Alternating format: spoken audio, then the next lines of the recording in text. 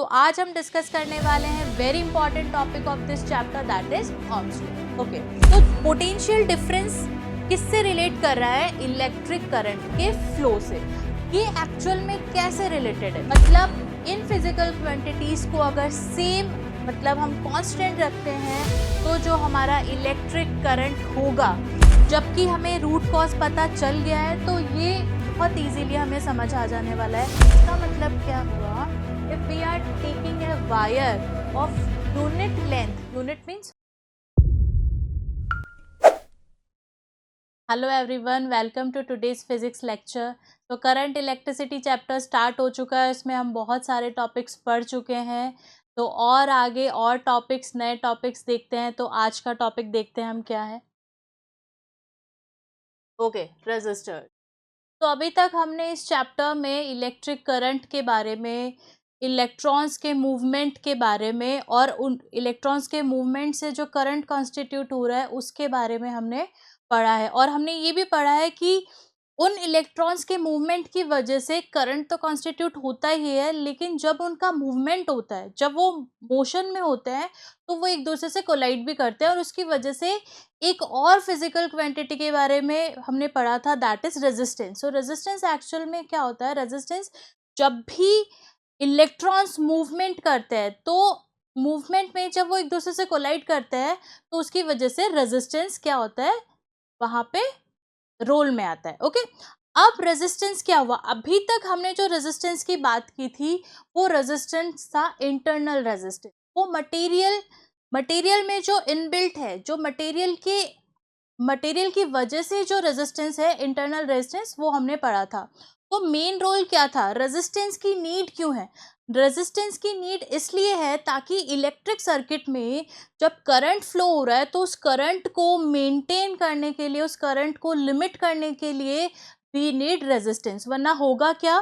Current continuously continuously unlimited type से flow होता जाएगा और एक टाइम ऐसा आएगा, क्योंकि जब करंट फ्लो होता है तो हीट जनरेट होती है और उसकी वजह से क्या होगा? सर्किट जल जाएगा।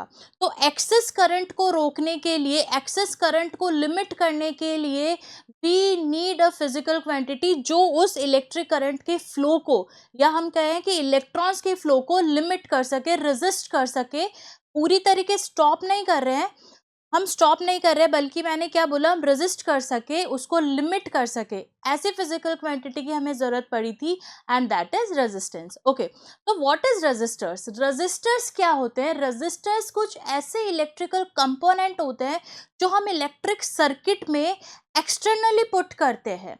और रोल क्या होता है इनका? रोल एग्जैक्टली वही है। What is the role of resistors? Resistors का रोल है इलेक्ट्रिक सर्किट में करंट के फ्लो को लिमिट करना, या करंट के फ्लो को क्या करना? एक लिमिट में फ्लो करवाना, ताकि एक्सेस करंट की कंडीशन में कोई भी डैमेज ना हो। So what are the resistors? Resistors are the electrical component which we externally put in the circuit. And why we do so? हम इनको इलेक्ट्रिकल सर्किट में लगाते क्यों है? ताकि ये जो इलेक्ट्रिक करंट है उसके फ्लो को क्या कर सके? रेजिस्ट कर सके। और रेजिस्ट करने की जरूरत क्यों पड़ रही है? ताकि एक्सेस करंट के वजह से हमारा सर्किट डैमेज ना हो। तो ये क्या होता है बेटा? ये पैसिव कंपोनेंट्स होते हैं। These are passive electrical components. अब पैसिव इलेक्ट्रिकल कंपोनेंट्स का क्या मतलब है? पैसिव हम इनको इसलिए बोल रहे हैं क्योंकि इनका ये एक्चुअल में ये कोई वर्क नहीं कर रहे हैं। इनका रोल सिर्फ इतना सा है कि they are resisting the flow of electrons, they are resisting the flow of electric current. That's why they are called as passive electrical component. Clear है? ओके, तो जब भी हमें रेजिस्टर्स को सर्किट में क्या करवाना पड़ता है? लगाना पड़ता है। तो जब भी हम इसको डिनोट करते हैं, so this is the symbol. ये सिंबल आपको जहां पे भी दिखे, इसका मतलब वहां पे सर्किट में क्या लगा हुआ है? रेजिस्टर लगा हुआ है। ओके, अब एक क्वेश्चन है जो जरूर आता ही आता है दिमाग में, कि जब मटेरियल में कोई भी कंडक्टर वायर है उसमें इलेक्ट्रॉन्स कोलाइड कर रहे हैं मूवमेंट के दौरान, और उसी से रेजिस्टेंस क्या हो रहा है? जनरेट हो रहा है, तो हमें एक्सटर्नल रेजिस्टर्स की जरूरत क्यों पड़ रही है? वाजिब सी बात है, क्यों पड़ रही है? जब इलेक्ट्रॉन्स आपस में टकरा के ही पीछे से आने वाले इलेक्ट्रॉन्स के लिए रेजिस्टेंस क्रिएट कर रहे हैं, तो हमें एक्सटर्नली रेजिस्टर्स पुट करने की ज़रूरत क्यों पड़ रही है? इसकी ज़रूरत हमें इसलिए पड़ रही है क्योंकि कभी कभी क्या होता है, जो इलेक्ट्रिकल सर्किट्स होते हैं उनमें जो इंटरनल रेजिस्टेंस होता है, जो डेवलप होता है इलेक्ट्रॉन्स के कोलिजन की वजह से, वो इनफ नहीं होता, वो सफिशिएंट नहीं होता to limit the flow of electric current. इसलिए हमें बाहर से एक्सटर्नली रेजिस्टर्स को पुट करना पड़ता है। एक सिंपल सा एग्जांपल से समझते हैं, जो हमने पहले भी डिस्कस किया था। Conductors are like path for electrons. तो कंडक्टर्स क्या है? A path. And electrons are like vehicles और एनीथिंग विच आर फ्लोइंग और moving on that path. Clear है? तो अगर हम ये समझें कि हमारे पास एक रोड है, now this road is what? This road means that it is एक पाथ है, एक रोड है, ठीक है? So it is behaving like a conductor wire. अब हमें पता है कि कंडक्टर में बहुत सारे इलेक्ट्रॉन्स मूव कर रहे हैं और उनके कोलिजन की वजह से इसमें इंटरनली रेजिस्टेंस क्रिएट हो रहा है, ठीक है? तो पीछे से आने वाले, अगर मैं व्हीकल्स की बात करूं, if we are considering this conductor as a path और रोड, तो द व्हीकल्स, जो भी व्हीकल्स आ रहे हैं, सपोज इस रोड पे जो फ्लो हो रहे हैं, व्हीकल्स मूव कर रहे हैं, they are like flowing electrons. Clear है? तो कब आपने देखा होगा जहाँ पे बहुत ज़्यादा बिजी रोड्स होती हैं, या जनरली हर रोड पे आपने देखा होगा, जब भी रोड का कंस्ट्रक्शन होता है, some speed breakers are there. Road पे बम्प्स देखे हैं? These bumps are nothing but the speed breakers. तो why we need speed breakers? भाई रोड तो हमने बनाई इसलिए ताकि व्हीकल्स इजीली निकल जाए, तो फिर हम ये स्पीड ब्रेकर्स लगा के रोड पे आने वाले व्हीकल्स को रोक क्यों रहे हैं? पता है क्यों? What are the role? What exactly the role of these speed breakers on this road? क्या रोल होता है स्पीड ब्रेकर्स का? स्पीड ब्रेकर्स इंटेंशनली लगाए जाते हैं किस पे? रोड पे, just to limit the speed of the vehicles. Clear है? क्यों लगाए जाते हैं? ताकि जो पीछे से आने वाले जो व्हीकल्स हैं उनकी स्पीड को क्या किया जा सके? लिमिट किया जा सके। क्योंकि अगर सारे व्हीकल्स बहुत फास्ट स्पीड से क्या करेंगे? मूवमेंट करता रहेगा, तो होगा क्या? एक्सीडेंट का खतरा बढ़ जाता है। और इसको प्रिवेंट करने के लिए स्पीड ब्रेकर्स लगाए जाते हैं। स्पीड ब्रेकर्स क्या करते हैं? व्हीकल्स की स्पीड को लिमिट करते हैं और ट्रैफिक को भी इस तरीके से वो क्या करते हैं? लिमिट करते हैं। इसकी सेम रोल किसका है?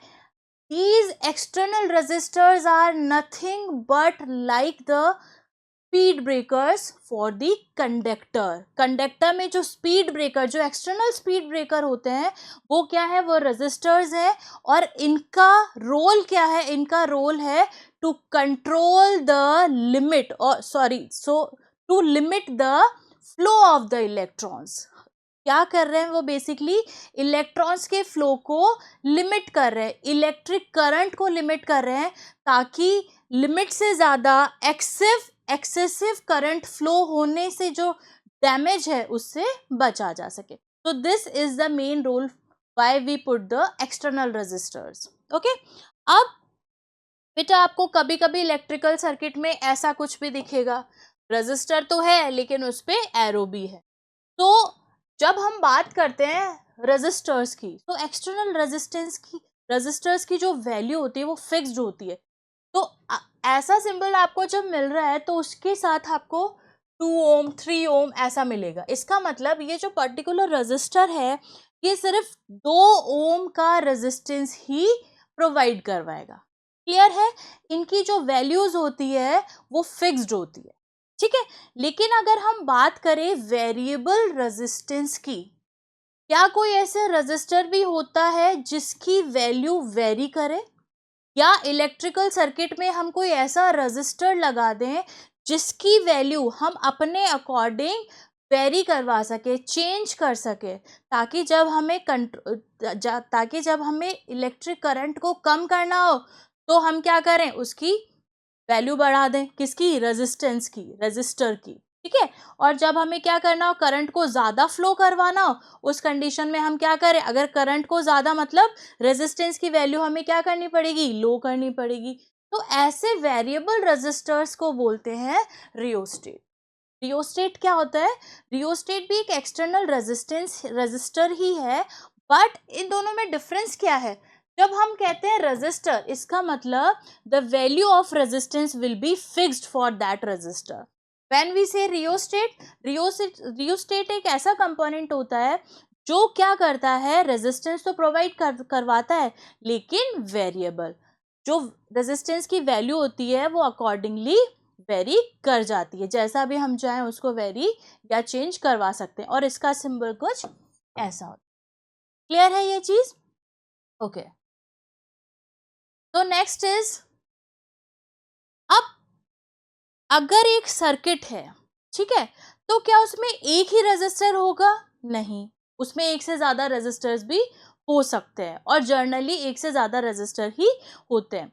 अब एक चीज ये है, क्योंकि बेटा रेजिस्टर्स की जो वैल्यू है होती है ना, वो बहुत ज्यादा नहीं होती, तो जब हमें हाई रेजिस्टेंस क्रिएट करवाना होता है तो हम क्या करते हैं, बहुत सारे छोटे छोटे रेजिस्टेंसेस वाले रेजिस्टर्स को कंबाइन कर लेते हैं।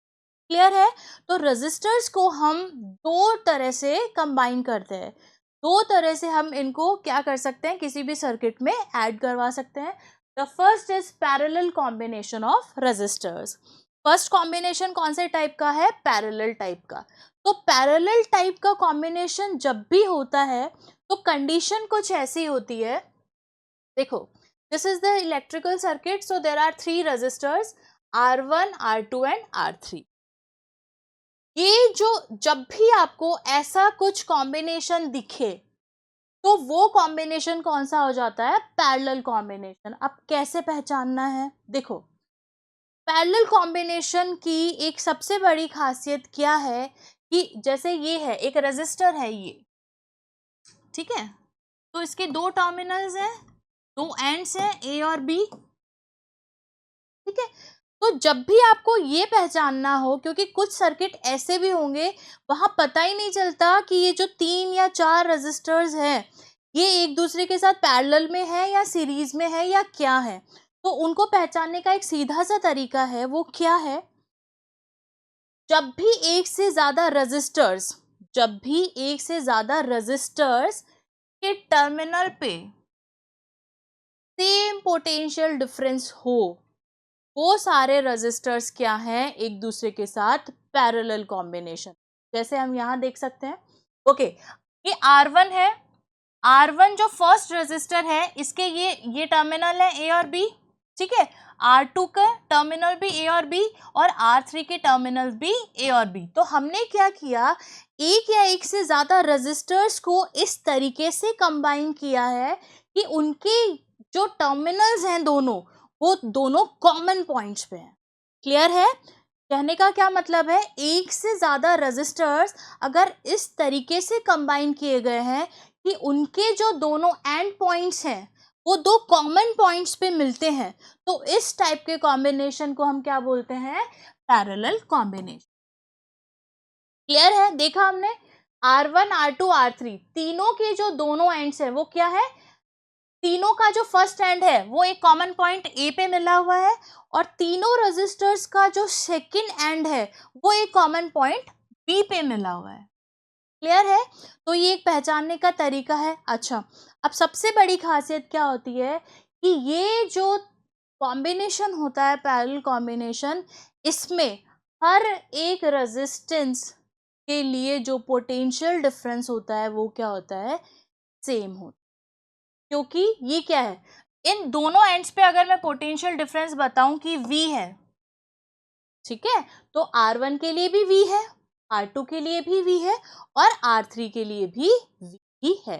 तो सबसे मेन चीज क्या है, पहली बात पहचानने के लिए हमें क्या याद रखना है, to identify which combination is this, हमें क्या देखना है, अगर एक से ज़्यादा रजिस्टर्स इस टाइप से कंबाइन किए हुए हैं कि सारे रजिस्टर्स का फर्स्ट एंड एक कॉमन पॉइंट पे और सेकंड एंड दूसरे कॉमन पॉइंट पे मिल रहे हैं, जुड़े हुए हैं, तो इस टाइप का कॉम्बिनेशन क्या कहलाएगा? Parallel combination. दूसरा, अगर हमें फर्स्ट थिंग तो आइडेंटिफिकेशन है, आइडेंटिफाई हमने कर लिया कि ये पैरेलल कॉम्बिनेशन है, तो दूसरी बात हमारे दिमाग में जो आनी चाहिए वो क्या है कि ये तीनों रेजिस्टर्स अगर पैरेलल कॉम्बिनेशन में है, इसका मतलब तीनों के लिए जो पोटेंशियल डिफरेंस की वैल्यू होगी, V की जो वैल्यू होगी वो क्या रहेगी? कॉमन रहेगी और सेम रहेगी। क्लियर है ये चीज? ओके। अब ये पॉजिटिव टर्मिनल बैटरी का, ये नेगेटिव टर्मिनल, तो आई फ्लो हो रहा है। आई क्या है? करंट फ्लो हो रहा है। ओके, देखो करंट यहां से यहां तक आई ही रहा। अब यहां जब करंट पहुंचा ए टर्मिनल पे, तो करंट को 3 पाथ नजर आए। करंट को क्या नजर आए? 3 पाथ नजर आए। तो करंट क्या हो जाएगा? डिवाइड हो जाएगा। तो यहाँ पे जो फर्स्ट R1 रेजिस्टेंस में जाएगा, suppose I1 current, second branch R2 के पास जो करंट जा रहा है वो R2 के पास, और R3 इस ब्रांच में जो करंट जा रहा है वो क्या हो गया? I3। इसका मतलब जो याद रखने वाली चीजें हैं वो क्या है? पोटेंशियल विल रिमेन सेम और current will be different for each resistor. Clear है? तो ये जो दो इंपॉर्टेंट पॉइंट्स हैं ये हम यहाँ लिख देते हैं for parallel combination.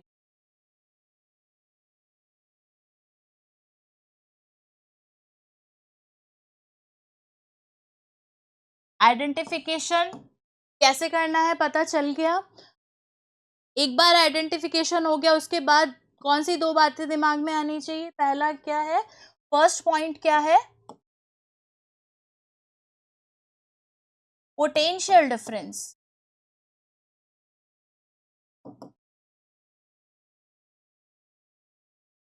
Capital V will remain same for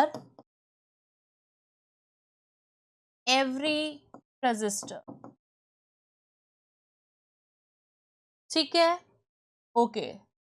दूसरा स्टार पॉइंट, दूसरी बात जो हमें याद रखनी है वो क्या है? Current will be different. Capital I will be different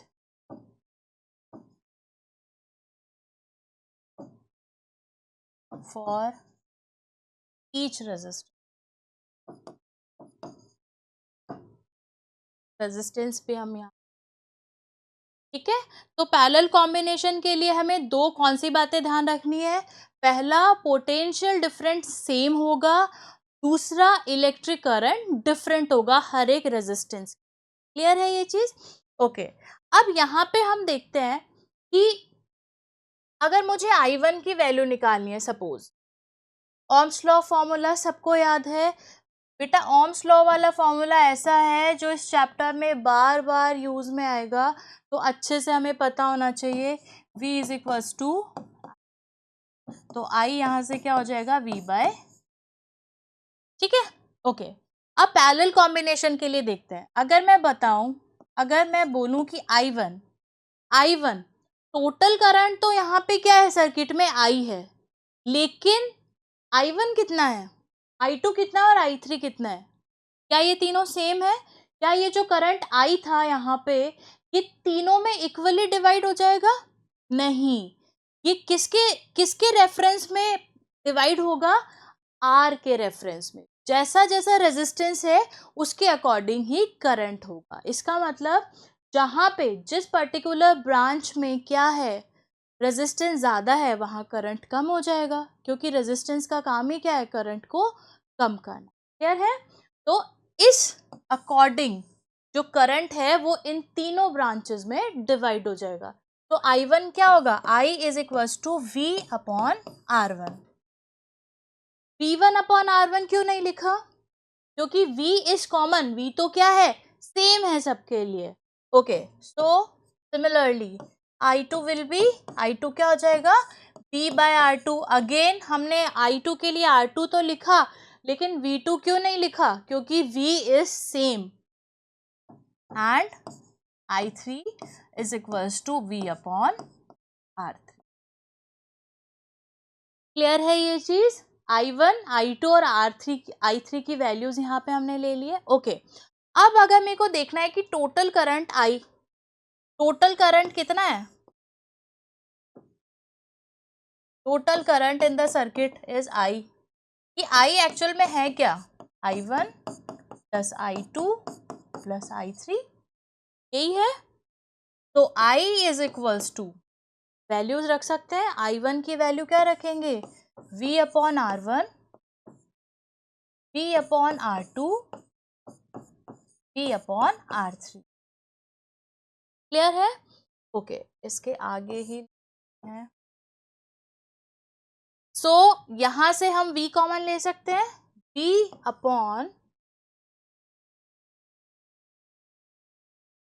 यहां से हमने V कॉमन लिया और ये हमारे पास क्या आ गया, V कॉमन लिया तो 1/R1 plus 1/R2 plus 1/R3। Clear है ये चीज यहां तक। ओके, अब I, क्या इस V को हम यहां ला सकते हैं, इसको यहां लाएंगे तो I/V is equals to,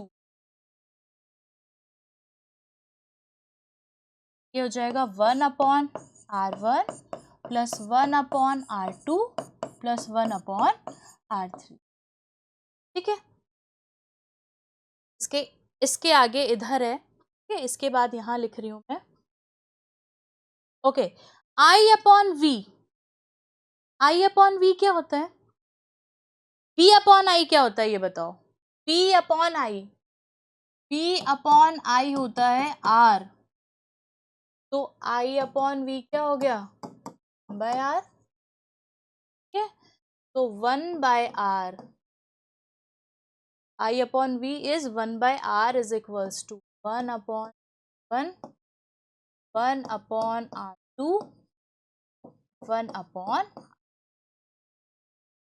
okay, अब व्हाट इज दिस R, ये R क्या है, ये R है इस पूरे सर्किट का इक्विवेलेंट रेजिस्टेंस। इक्विवेलेंट रेजिस्टेंस का मतलब क्या हुआ, अगर मैं अगर इंडिविजुअल R1 R2 ये 3 रेजिस्टर्स हैं हमने सर्किट में लगाए हैं, तो फर्स्ट रेजिस्टर जो है उसका इंडिविजुअल रेजिस्टेंस कितना वो प्रोवाइड करवा रहा है, R1, सेकेंड वाला प्रोवाइड करवा रहा है R2 और ये R3। लेकिन जब हमने तीनों को कंबाइन कर दिया तो इनकी वजह से इस सर्किट में जो रेजिस्टेंस क्रिएट होगा वो ना तो R1 के बराबर होगा, ना R2 के, और ना ही R3। वो कितना हो जाएगा, R के बराबर। ठीक है, तो इसको RP भी लिख सकते हैं। P हम इसलिए लिख रहे हैं याद रखने के लिए क्योंकि ये पैरेलल कॉम्बिनेशन के लिए है। ये होता क्या है, ये इक्विवेलेंट रेजिस्टेंस होता है। तो इक्विवेलेंट रेजिस्टेंस पैरेलल कॉम्बिनेशन के लिए क्या हो जाएगा, 1/RP is equals to 1/R1 plus 1/R2 plus 1/R3। Clear है। अच्छा, अब RP क्या हो गया, ये जो हमने निकाला है। ठीक है, तो तीनों को कंबाइन करके अब हमारे पास जो सर्किट हो गया है, रिजॉल्व जो सर्किट है वो कुछ इस टाइप का है। तीनों के कॉम्बिनेशन से एक इक्विवेलेंट रेजिस्टेंस क्रिएट हुआ सर्किट में और वो कितना हो गया, RP। क्लियर है ये चीज, पोटेंशियल डिफरेंस V और हमारे पास ये बैटरी। क्लियर है ये चीज। ओके, अब ये तो फॉर्मूला हमें यूज करना है जब भी हमें पैरेलल कॉम्बिनेशन में रेजिस्टेंस दिख रहे हैं और हमें उनका इक्विवेलेंट रेजिस्टेंस फाइंड करना। ये फॉर्मूला ही हमें हर जगह यूज करना। बट अगर सिर्फ 2 ही रेजिस्टेंस हैं, अगर किसी सर्किट में सिर्फ 2 ही रेजिस्टर्स लगे हुए हैं और दोनों पैरेलल में हैं, तो उनके लिए हम सिंपली एक फॉर्मूला यूज कर सकते हैं, R P is equals to R1 R2 R1 plus R2। लेकिन हमेशा ध्यान रखना, ये फॉर्मूला हम सिर्फ और सिर्फ तभी यूज कर सकते हैं जब वहां पे सिर्फ दो रेजिस्टेंस हो। ठीक है, दो से ज्यादा होंगे तो ये काम नहीं करेगा, दो से ज्यादा के केस में फिर हमें यही यूज करना पड़ेगा। क्लियर है? So if there are only two resistances in a parallel combination we can directly use this formula. Okay, तो यहाँ पे नोट लगा के लिख लेना, ओनली फॉर टू रेजिस्टेंसेस। ठीक है, ओके, नोट डाउन कर लीजिए।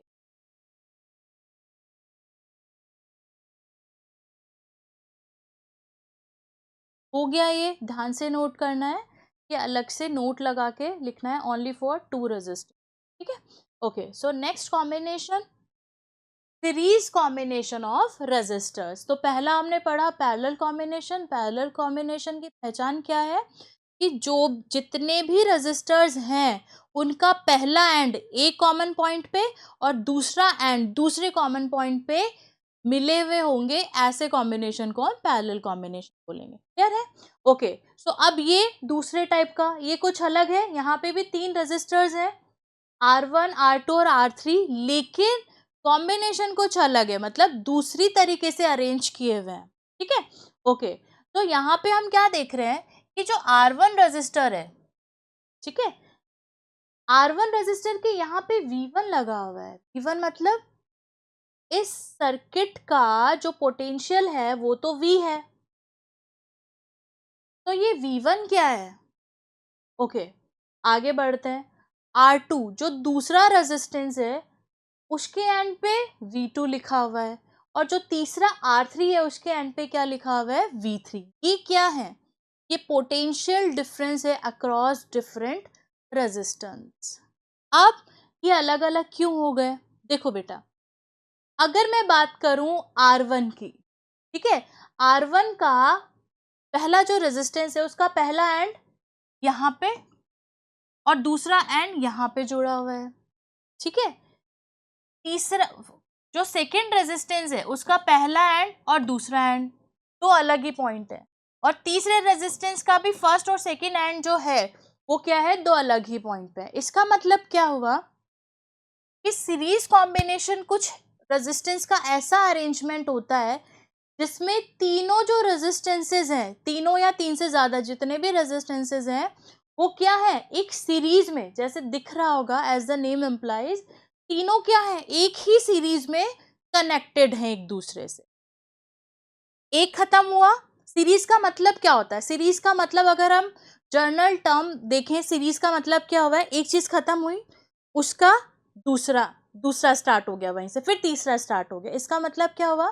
फर्स्ट, सपोज ये फर्स्ट है R1, फर्स्ट का ये फर्स्ट एंड, ये सेकेंड एंड, सेकेंड एंड जहां पे खत्म हुआ, अगर दूसरा रेजिस्टेंस मेरे को यहाँ पे ऐड करना है तो यहीं से मैं क्या कर दूंगी?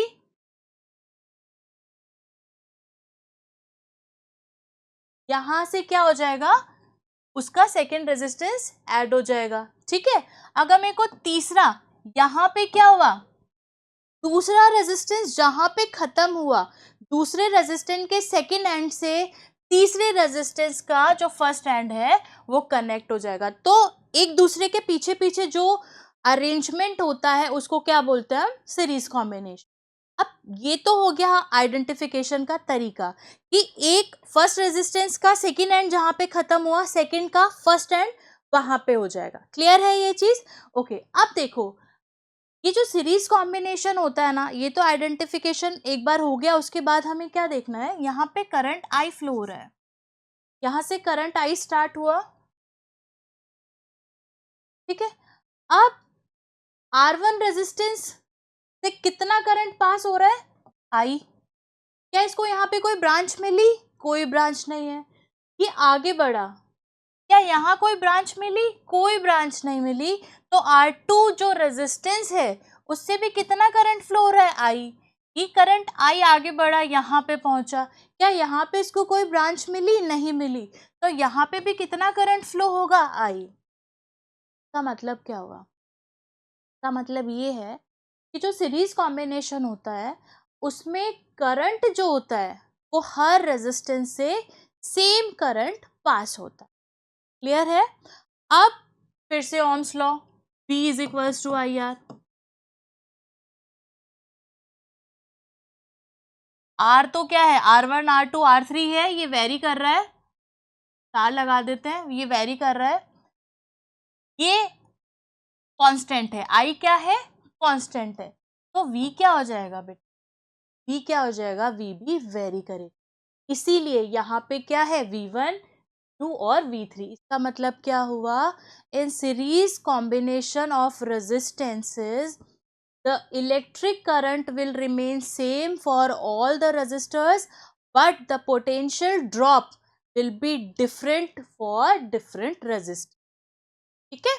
हर एक रेजिस्टर के लिए, हर एक रेजिस्टेंस के लिए आई तो क्या होगा? सेम रहेगा, लेकिन जो पोटेंशियल डिफरेंस होगा वो हर एक रेजिस्टर के एंड पे क्या हो जाएगा? डिफरेंट हो जाएगा। फिर से हम नोट करना शुरू करेंगे। फॉर इस combination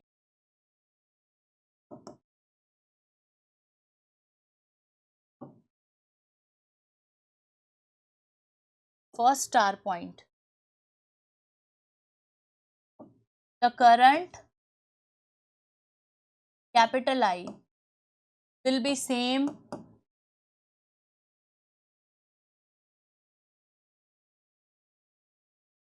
for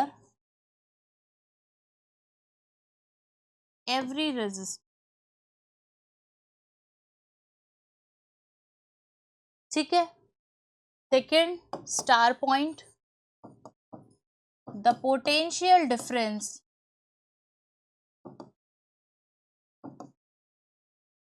capital V will be different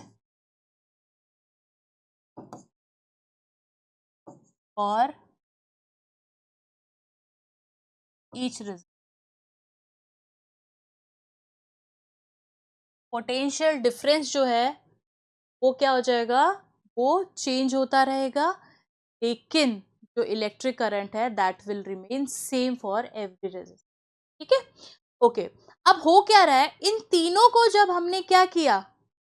combine किया, तो इनकी वजह से भी पूरे सर्किट में एक इक्विवेलेंट रेजिस्टेंस क्रिएट होगा और उसको हम बोल रहे हैं आरएस। क्लियर है? तो इन तीनों को कंबाइन करने पे इक्विवेलेंट रेजिस्टेंस आरएस कितना होगा वो यहाँ हम कैलकुलेट करके देखें। ओके, तो फिर से V is equals to I R, हमें इसकी हेल्प लेनी पड़ेगी। ठीक है? ओके, पोटेंशियल डिफरेंस या पोटेंशियल ड्रॉप हम बोल सकते हैं,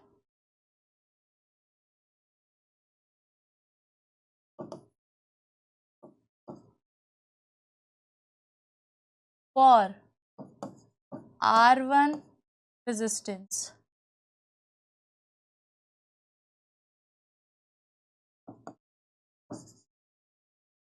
कितना हो जाएगा?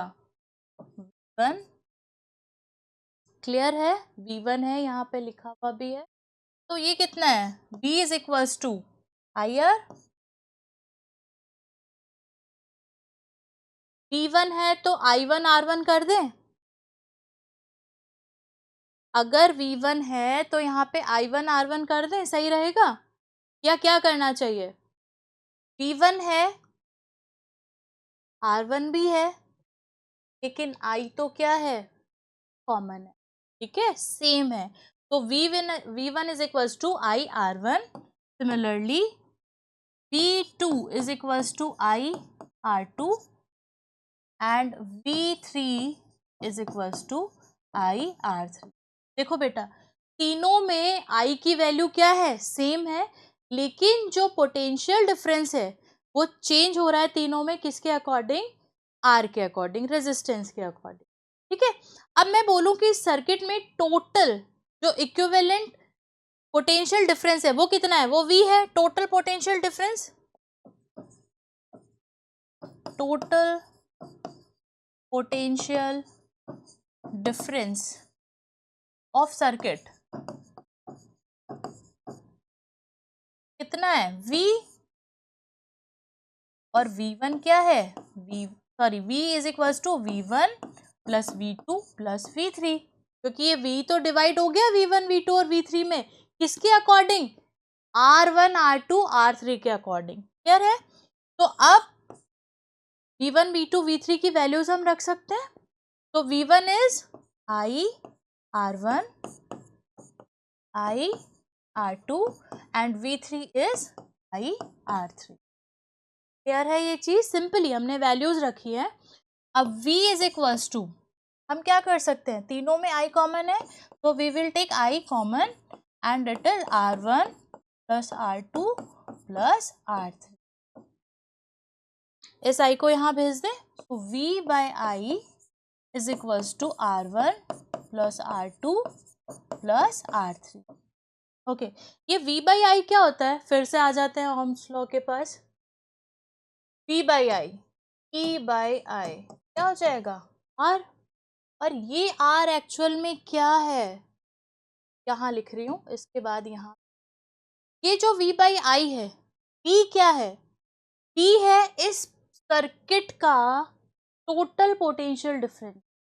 I क्या है, इस सर्किट का जो टोटल करंट है, इस सर्किट में जो टोटल करंट फ्लो हो रहा है वो I है। तो इनकी वजह से जो रेजिस्टेंस होगा वो भी क्या होगा, जो इन इंडिविजुअल से मतलब नहीं है, इनके कॉम्बिनेशन से जो इक्विवेलेंट रेजिस्टेंस जनरेट हो रहा है वो हो जाएगा। तो इसको हम क्या लिखेंगे, आर एस। आर एस क्यों, क्योंकि सीरीज कॉम्बिनेशन की वजह से है। और ये कितना हो जाएगा, R1 plus R2 plus R3। Clear है। तो अगर रेजिस्टेंसेस सीरीज कॉम्बिनेशन में अरेंज किए हुए हैं तो उनका इक्विवेलेंट, उनके वजह से जो सर्किट का इक्विवेलेंस रेजिस्टेंस है वो हमें कैलकुलेट करने के लिए हमें डायरेक्टली सब रेजिस्टेंसेस की वैल्यू को क्या कर लेना है, डायरेक्टली ऐड कर। क्लियर है ये चीज। तो इनके कॉम्बिनेशन से अब ये सर्किट जो बना है में इक्विवेलेंट रेजिस्टेंस कितना आ रहा है, आर एस। ये आर एस क्या है, इन तीनों के कॉम्बिनेशन से जो रेजिस्टेंस जनरेट हो रहा है वो है। क्लियर है, नोट कर लीजिए।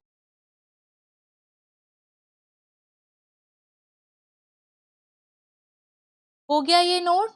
ओके, तो आज हमने इस लेक्चर में क्या पढ़ा कि रेजिस्टर्स क्या होते हैं, हमें उनकी नीड क्यों होती है, एक्सटर्नली वो सर्किट में क्यों लगाए जाते हैं, और फिर जब लगाए जाते हैं तो उनको कौन से डिफरेंट अरेंजमेंट से हम इलेक्ट्रिकल सर्किट में लगा सकते हैं। दो टाइप के कॉम्बिनेशन हमने पढ़े हैं, series combination and parallel combination. I hope जो भी हमने आज इस लेक्चर में पढ़ा है वो आप सबको समझ आया होगा। Thank you for watching this video and stay tuned for more videos. Thank you.